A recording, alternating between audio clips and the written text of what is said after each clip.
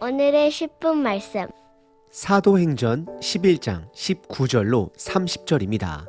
바로 전 본문에서 예루살렘 교회는 베드로의 증언으로 이방인들에게도 복음이 전해지고 성령님이 임할 수 있음을 받아들이게 됩니다.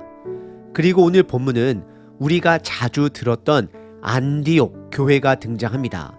안디옥 교회의 등장은 사도행전 안에서 큰 전환점을 알리고 있습니다. 안디옥 교회가 등장함으로 그동안 베드로 사도를 중심으로 성령님의 역사가 있었다라면 이제는 바울에게 집중하기 시작합니다. 바로 안디옥 교회가 사도 바울을 선교지로 파송을 보낸 교회가 됩니다. 참고로 안디옥 교회는 로마의 제3도시로 불릴 만큼 경제적으로 문화적으로 화려한 도시입니다. 그런 도시에 이방인의 첫 교회가 탄생하게 됩니다. 우리는 안디옥 교회의 탄생과 성장 과정을 통해 교회의 중요한 핵심 3가지 조건을 확인하게 됩니다. 먼저 그 3가지 핵심을 말하기에 앞서 교회는 성령님의 인도하심이 반드시 있어야 합니다. 시대가 발전할수록 교회가 전략이나 프로그램에 많이 의존하는 것을 보게 됩니다. 하지만 교회는 전략으로, 프로그램으로 성장하는 것이 아닙니다. 성령님의 인도하심으로 성장하는 것입니다. 그렇다라고 해서 전략과 프로그램이 필요 없다라는 말은 아닙니다. 그러한 전략과 프로그램은 교회의 뿌리가 되어서는 안 된다라는 것입니다. 다르게 이야기하면 목회자나 선교사님들에게 있어서 사역 전략이 교회의 프로그램들이 그들의 자신감의 기초가 되어서는 안 됩니다. 성령 충만함으로 성령님의 인도하심을 받아야 합니다. 여러분들의 교회는 성령님의 인도함을 받고 계신가요? 목회자분들이 계시다라면 여러분들은 성령님의 인도함에 따라 목회를 하고 계신가요? 스스로 점검해 보셔야 합니다. 교회는 전략이나 프로그램을 의지하지 않고 하나님을 의지합니다. 오늘 본문에서 말하는 안디옥 교회가 세워져 가는데 중요한 핵심 3가지 요소를 말씀드리면 첫 번째는 희생입니다. 그리고 두 번째는 말씀으로 세워집니다. 그리고 마지막 3번째는 교회의 연대성입니다.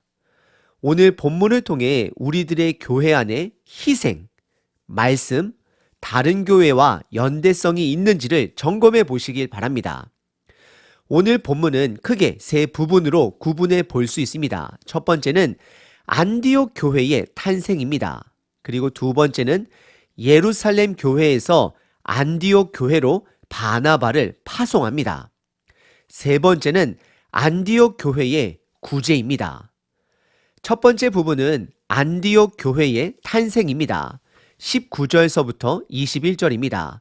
그때에 스데반의 일로 일어난 환란으로 말미암아 흩어진 자들이 베니게와 구브로와 안디옥까지 이르러 유대인에게만 말씀을 전하는데 20절 그 중에 구브로와 구레네 몇 사람이 안디옥에 이르러 헬라인에게도 말하여 주 예수를 전파하니 21절 주의 손이 그들과 함께 하심에 수많은 사람들이 믿고 주께 돌아오더라 라고 기록합니다.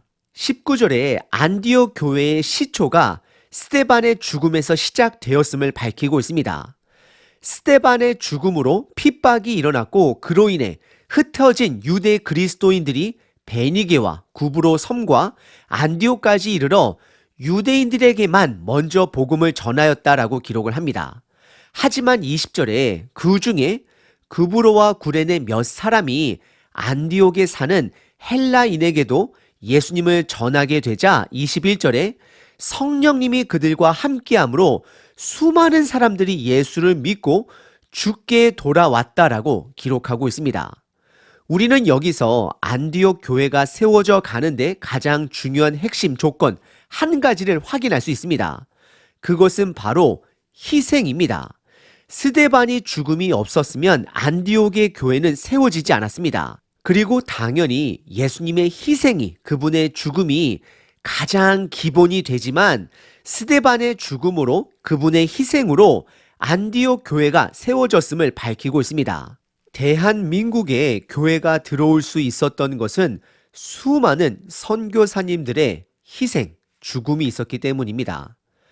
지금 현대 교회들이 존재할 수 있었던 것은 믿음의 선배들의 희생으로 지금 교회가 세워질 수 있었던 것이었습니다. 교회에 세워지는 첫 번째 조건은 희생입니다. 저와 여러분들의 희생으로 비록 우리는 그 열매를 보지 못한다 할지라도 성령님께서 반드시 사용하실 것입니다. 두 번째 부분은 예루살렘 교회에서 안디옥 교회로 바나바를 파송합니다.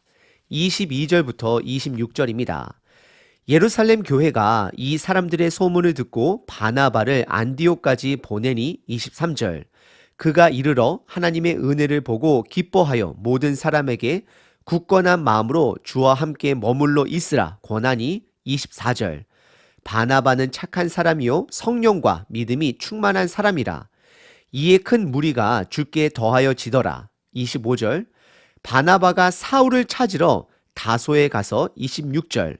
만남에 안디옥에 데리고 와서 둘이 교회에 1년간 모여 있어 큰 무리를 가르쳤고 제자들이 안디옥에서 비로소 그리스도인이라 일컬음을 받게 되었느니라 라고 기록을 합니다. 22절에 예루살렘 교회에서 안디옥 지역에 교회 공동체가 생겼고 그 안디옥 교회 공동체 숫자가 점점 늘어나는 소식을 듣게 됩니다. 그래서 그들은 그들이 신뢰하는 바나바를 안디옥에 파송합니다. 예루살렘 교회에서 바나바를 안디옥에 보낸 목적은 안디옥 교회 현장을 확인하는 것이었습니다. 성령님의 이끄심의 진위 여부를 분별하기 위해서입니다. 그래서 23절에 바나바는 안디옥 교회에 도착하게 됩니다. 그리고 그곳에 있는 하나님의 은혜를 발견하고 함께 기뻐하며 더욱더 주님과 함께 할 수 있도록 그들을 권하게 됩니다. 그리고 24절에 바나바의 방문으로 인해 안디옥 교회 성도들의 숫자가 점점 더 많아지고 있음을 기록합니다. 그리고 더 나아가 24절에 바나바에 대해 다음과 같이 설명합니다. 첫 번째는 그는 착한 사람이다 라고 기록합니다. 그리고 두 번째, 성령과 믿음이 충만한 사람이다 라고 기록하고 있습니다. 그리고 세 번째는 본문에서는 말하고 있지는 않지만 바나바의 고향이 안디옥 바로 옆에 있는 구브로 섬이 됩니다. 그래서 더욱더 바나바를 안디옥에 파송 보낸 것입니다. 하지만 바나바는 무언가가 부족함을 느꼈는지 25절에 동역자를 데리고 옵니다. 그가 바로 사울입니다. 사울은 그 당시 고향 다소에서 약 10년 동안 머물고 있는 상태였습니다.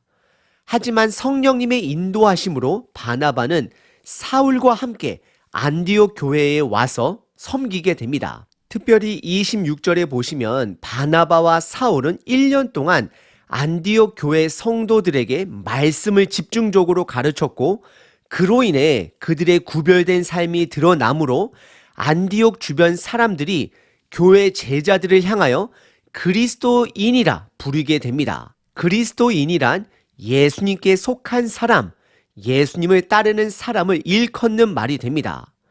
우리는 여기서 두 번째 교회의 중요한 핵심을 발견하게 됩니다. 그것은 바로 말씀입니다. 교회 공동체가 말씀을 배우고 말씀에 순종할 때에 정체성이 분명해집니다. 그래서 교회 외부 사람들이 처음으로 교회 공동체 제자들을 향하여 그리스도인들이라 부르게 된 것입니다. 오늘 본문의 두 번째 부분은 예루살렘 교회에서 바나바를 안디옥 교회로 파송합니다. 세 번째 부분은 안디옥 교회의 구제입니다. 27절부터 30절입니다.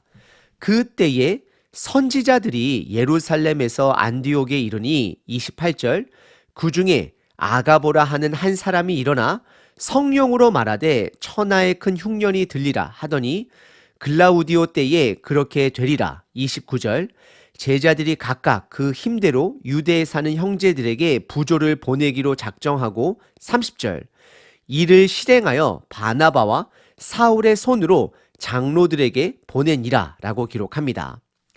27절에 예루살렘에서 선지자들이 안디옥 교회를 방문했다라고 기록합니다. 어찌 보면 신약 성경에서 그것도 사도행전에서 선지자라는 단어는 굉장히 낯선 단어입니다.